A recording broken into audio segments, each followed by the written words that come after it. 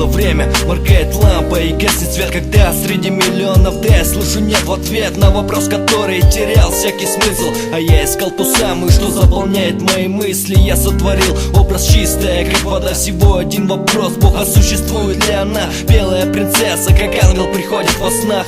Та, что вмиг затмевает этот глупый страх. Та, что изменит мой сценарий и сюжет. Один взгляд, одна улыбка и слово «привет» дополнит картину. Я дал бы ей время, которые минуты — это и есть мгновение. Где она? Та, что видит меня изнутри. Та, что подарит стимул, если я буду грустить. Та, что поверит в меня и многое простит. Успокоит вовремя, как бальзам для души. Нежный взгляд ее, когда глаза блестят и сияют. И этот мягкий голос, который все меняет, убьет всю агрессию, и мой гнев растает. Она где-то рядом со мной летает. Меня, поверь, покинут эти дурные мысли. Прошлые воспоминания исчезнут так быстро. Я перестану где-то утешаться алкоголем. Она научит по-другому уходить от боли, дали от пафоса и всей этой гламурной грязи.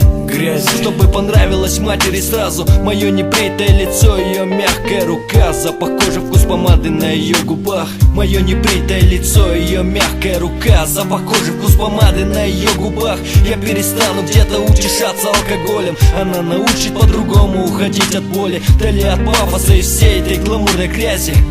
Чтобы понравилось матери сразу, где она? Белая принцесса, что во снах всего один вопрос: Бог, а существует ли она?